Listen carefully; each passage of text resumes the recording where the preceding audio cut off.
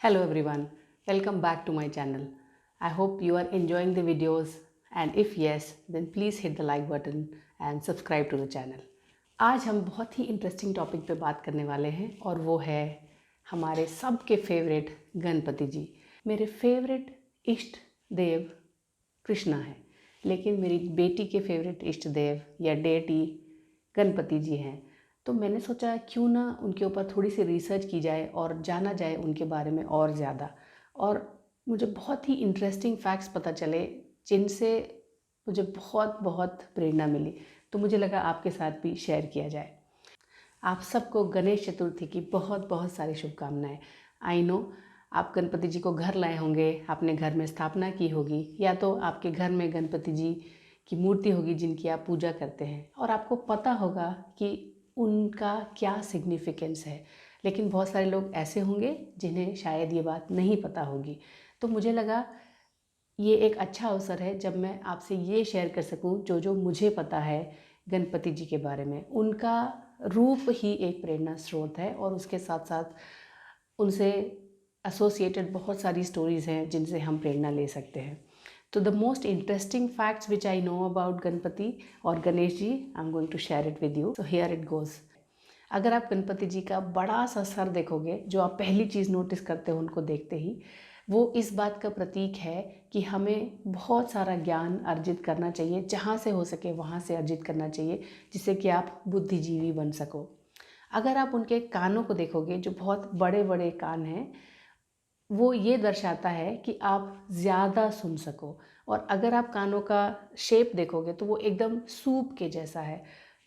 पीने वाला सूप नहीं, सूप जिसे आप यूज़ करते हो, जैसे आप धान गेहूँ चावल साफ़ करते हो। अगर आप सूप कभी भी यूज़ किया है आपने, तो आपको पता होगा कि आप जब सूप यूज़ करते हो तो जो कचरा होता है वो हवा से बाहर चले जाता है और जो अच्छी चीज़ें होती हैं वो रह जाती हैं। तो उनके कान का शेप ये प्रतीक है कि आप बहुत सारी चीज़ें आसपास सुनते हो, लेकिन उसमें से सिर्फ अच्छी चीज़ें आप अपने अंदर आने दो या ग्रहण करो। स्पेशली गिवन द फैक्ट कि आजकल सोशल मीडिया इतना ज़्यादा है कि इन्फॉर्मेशन की तो कमी ही नहीं है। आपके फिंगर टिप्स पे इन्फॉर्मेशन है, आप न्यूज़ सुनते हो, आप लोगों से बात करते हो, आप किताबें पढ़ते हो, आप पॉडकास्ट सुनते हो और पता नहीं क्या क्या। आजकल तो ये और भी ज़रूरी है कि आप जितना सारा ज्ञान आसपास है, मिल रहा है, आप लोगों से सुन रहे हो, उसमें से सिर्फ वो चीज़ें अपने अंदर डालो या उन्हें ग्रहण करो जो आपकी ज़रूरत की चीज़ें हैं और बाकी चीज़ों को जाने दें। अगर आप उनके कान के कंपैरिजन में उनका मुंह देखोगे, उनका मुंह छोटा है, which is as simple as that listen more and talk less. अगर आप ये एक खूबी भी अपने अंदर ला पाओगे तो आपकी लाइफ बहुत बेहतर हो जाएगी। ज़्यादातर लोग क्या करते हैं, सुनते कम हैं और बोलते ज़्यादा हैं। उससे ना तो आप सामने वाले की बात को पूरी तरह से समझ पाते हो और आपको जो कहना है वो कह रहे हो without thinking whether the other person is ready to listen to you और नॉट। गणेश जी हमें ये दर्शाते हैं कि आपको ज़्यादा सुनना चाहिए और कम बोलना चाहिए। अगर आप देखोगे तो उनकी आंखें बहुत छोटी छोटी सी हैं उनके पूरे शरीर के अनुपात में।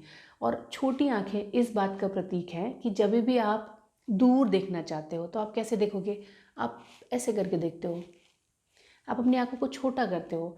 इसका मतलब है कि आप दूर दृष्टिकोण से चीज़ें देख रहे हो। तो आप जब भी कोई भी डिसीजन लेना चाहते हो या आप लाइफ में जो भी कर रहे हो, ऑलवेज हैव फोर साइटेडनेस। आप दूर दृष्टि रखें, अपने ज्ञान को इस्तेमाल करें, ज़्यादा सुने और कम बोलें और सिर्फ उन चीज़ों को ग्रहण करें जो आपके काम की हैं। अगर हम इतना ही कर पाए तो लाइफ विल बी ब्यूटीफुल।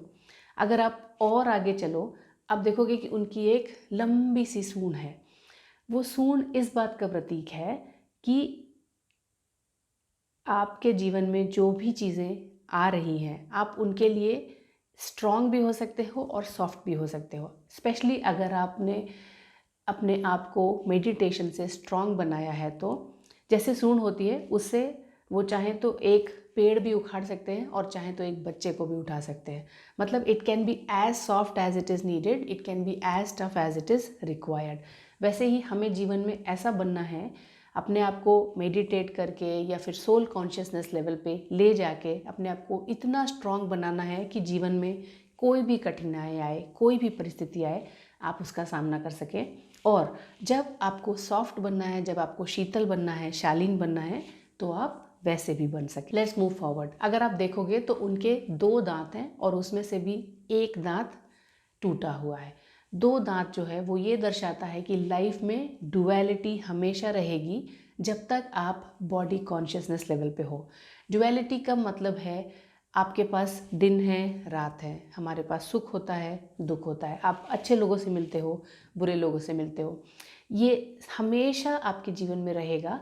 लेकिन तब तक जब तक आप बॉडी कॉन्शियस हो, जब तक आपको पता है कि आप अपने आप को अपने बॉडी कॉन्शियसनेस से पहचानते हो। अगर आप मेडिटेशन के थ्रू या फिर आप रोज़ ध्यान करते हो या फिर आप अपने इष्ट देवता का नाम लेते हो, अगर आपका कनेक्शन परमात्मा से जुड़ा हुआ है, धीरे धीरे धीरे धीरे वो बॉडी कॉन्शियसनेस से आप सोल कॉन्शियसनेस लेवल पे आओगे और तब वो ड्युअलिटी ख़त्म हो जाएगी। इसका मतलब उस समय 2 दांत नहीं, 1 दांत रहेगा। मतलब आपकी ड्युअलिटी जो है वो सिंगुलरिटी में कन्वर्ट हो गई, आत्मा परमात्मा से मिल गई। ये सब इतना इंटरेस्टिंग है मेरे लिए। जब मैंने भी सुना तो मुझे बहुत इंटरेस्टिंग लगा, इसीलिए मैंने सोचा कि आपके साथ शेयर करना चाहिए।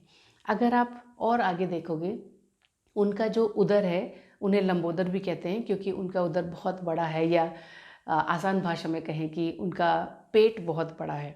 ऐसे आप किसी भी देवता को देखोगे, सब लोग बहुत ही फिट दिखाए जाते हैं, एक्सेप्ट गणपति जी। अगर आप गणपति जी को देखोगे तो उनका ये जो बड़ा टमी है वो इस बात को दर्शाता है कि आप सारी बातों को अपने अंदर बचा सके, आप लोगों को एक्सेप्ट कर सके जैसे वो हैं, उनके संस्कारों के साथ।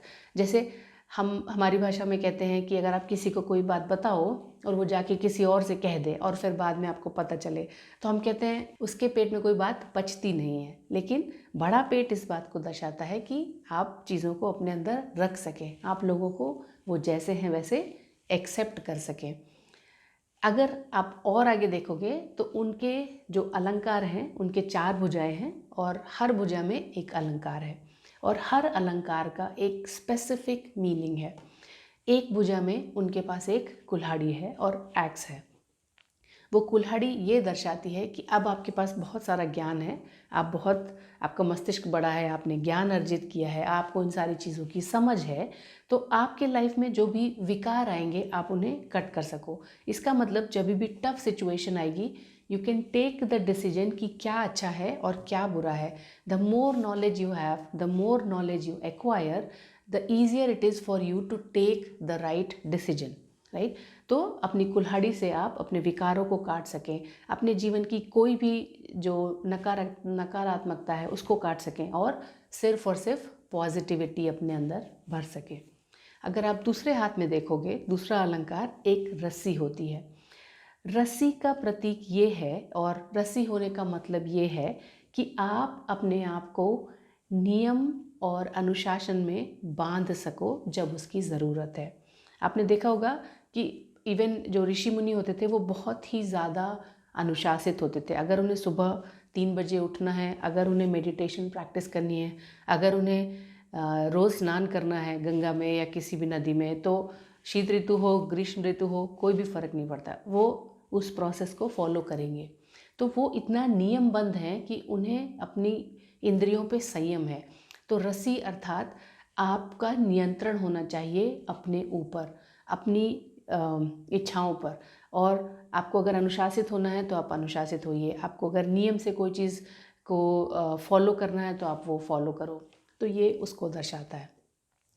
आप अगर दूसरे 2 हाथों में देखोगे तो उनके एक हाथ में मोदक है और ऐसा कहते हैं कि गणपति जी का फेवरेट है मोदक, उन्हें बहुत बहुत पसंद है। वो चुरा चुरा कर खाते थे और माता पार्वती बनाती रह जाती थी। मोदक इस बात का प्रतीक है कि एक तो वो फल है जो बहुत मीठा है, या फल एज इन परिश्रम का फल, एक बहुत ही मीठा और बहुत ही सुखद अनुभव और स्वादिष्ट अनुभव देने वाला मिष्ठान है। और अगर आपने कभी भी मोदक बनाया हो तो आपको पता होगा, या अगर नहीं भी बनाया है तो उसको बनाने की विधि जो होती है वो बहुत मुश्किल होती है, लेकिन एक बार जब वो बन के तैयार होता है बहुत स्वादिष्ट होता है, बहुत मीठा होता है। तो मोदक इस बात का प्रतीक है कि अगर आप जीवन में कर्म करोगे, परिश्रम करोगे, तो उसका फल आपको अवश्य मिलेगा। भले ही कितनी भी कठिनाइयाँ हों, जब वो फाइनली चीज़ पूरी हो जाएगी तो उसका फल ज़रूर मीठा होगा। जैसे हम हमेशा कहते हैं, मेहनत का फल हमेशा मीठा होता है। लेकिन आपने देखा होगा कि उस मोदक को ग्रहण करता हुआ कभी नहीं दिखाते हैं कि गणपति जी वो मोदक खा रहे हैं, वो हमेशा उनके हाथ में रहता है। इसका बहुत इम्पॉर्टेंट सिग्निफिकेंस है, और जो मेरा फेवरेट है कि जब आप मेहनत करोगे आपको सफलता मिलेगी, जो ये मोदक है। लेकिन आप उस सफलता से जो आपको लोग एप्रिसिएशन देंगे, जो आपको अप्रिशिएट करेंगे या आपकी महिमा करेंगे, आपको उससे अपने सर पे चढ़ने नहीं देना है। इसका मतलब सफलता का अहंकार नहीं करना है। और अहंकार ने तो आपको पता है कि अच्छे अच्छों का अंत किया है। रावण भी बहुत बहुत बुद्धिजीवी था, लेकिन उसका भी अंत हुआ क्योंकि उसे ज्ञान का अहंकार था। तो जब आप अप्रिशिएट हो रहे हो लोगों से, उसको अपने ऊपर चढ़ने नहीं देना है, उसकी सफलता को अपने ऊपर ग्रहण नहीं करना है। लेकिन इट सिग्निफाइज़ कि अगर आप मेहनत कर रहे हो तो आपको उसका फल ज़रूर मिलेगा। और अगर आप उनका एक और हाथ देखोगे, उस हस्त से वो आशीर्वाद दे रहे हैं। आशीर्वाद देने का क्या सिग्निफिकेंस है? वो ये दर्शाता है कि आपको ऐसा बनना है लाइफ में कि आप लोगों को दे सकें, आशीर्वाद दे सकें, ब्लेसिंग्स दे सकें, अच्छे बोल बोल सकें, अच्छा कर्म कर सकें। आजकल क्या है, हम में से बहुत सारे लोगों को ये अभिलाषा रहती है कि कोई हमें अच्छे से बात करे, कोई हमें आदर दे, कोई हमें सम्मान दे, कोई हमें अप्रिशिएट करे जब हम कुछ कर रहे हैं तो, right. Most of the time we keep seeking everything from others rather than thinking कि हम लोगों को क्या दे सकते हैं। गणपति जी हमें ये प्रेरणा देते हैं कि हमें लोगों को ब्लेसिंग्स देनी चाहिए, आशीर्वाद देना चाहिए, अच्छा बोलना चाहिए और अच्छा करना चाहिए। और अगर हम वो सब कुछ कर पाए, you can imagine how beautiful life will be, right. और अगर आप उनके बैठने का तरीका देखोगे, वो भी बहुत यूनिक है। उन्हें हमेशा एक पैर ऊपर रहता है उनका और एक पैर नीचे रहता है, और सिर्फ उनके टोज दिख रहे होते हैं जो ज़मीन से टच हो रहे होते हैं। इसका बहुत बड़ा सिग्निफिकेंस ये है कि अगर आप स्पिरिचुअलिटी की राह पर चल रहे हो, अगर आप वो सारी चीज़ें कर रहे हो जो अभी अभी हमने बताई, तो इसका मतलब ये नहीं है कि आप इस दुनिया को छोड़ के हिमालय चले जाओ और आप वहीं पर जाके रह सकते हो और वहीं पर जाके आप एक आदर्श जीवन जी सकते हो। आप सब कुछ करते हुए भी स्टिल आपको अपने रिस्पॉन्सिबिलिटीज़ का निर्वाह करना है। आपके जो भी रिस्पॉन्सिबिलिटीज़ हैं, आप इस संसार में रह के उन सब को फॉलो करते हुए भी स्पिरिचुअल हो सकते हो। तो ये इस बात का प्रतीक है कि you have to be here and still you have to act like the way he is inspires us to do, okay.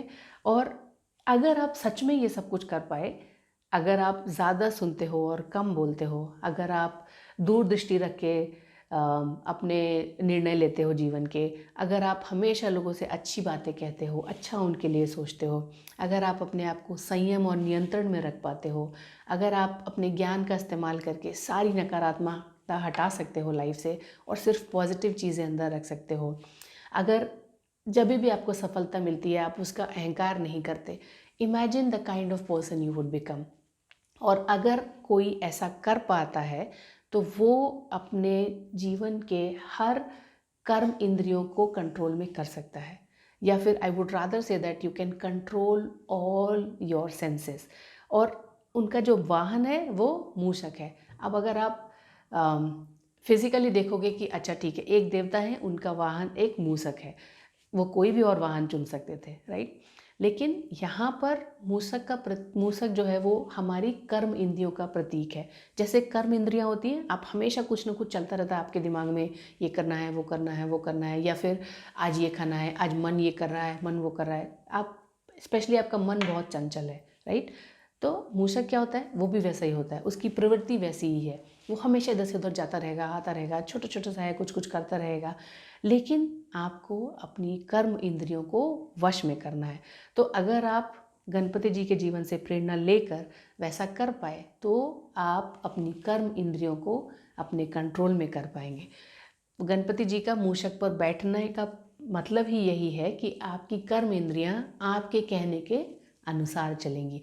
और जैसे चूहा कहीं से भी घुस जाता है, भले ही आपने पूरा घर बंद करके रखा हो और आपको एक चूहा दिखे और आपको लगे ओह गॉड पूरा घर बंद था, ये चूहा कहाँ से आ गया, कहीं से भी घुस जाता है। हमारी कर्म इंद्रियों का नियंत्रण भी ऐसे ही कहीं से भी स्लिप हो सकता है। तो you have to be very very mindful कि आपका कंट्रोल आपकी कर्म इंद्रियों पर हो। और हमेशा इस बात का ध्यान रखना है कि जब भी ऐसा हो तो आप अपने ज्ञान से उस चीज़ को हटा सकें। आपने देखा होगा कि गणपति जी की 2 पत्नियां हैं, रिद्धि और सिद्धि, प्रॉस्पेरिटी एंड सक्सेस। अगर आप वो सब फॉलो कर पाए जो गणपति जी आपसे कहना चाह रहे हैं या दर्शाना चाह रहे हैं, तो प्रॉस्पेरिटी और सक्सेस आपके साथ हमेशा रहे। मैं गणपति जी से प्रार्थना करूंगी कि वो अपनी कृपा दृष्टि आप पर और आपके परिवार पर हमेशा बनाए रखे। So that's all for today. Until we meet next time, keep growing, keep shining.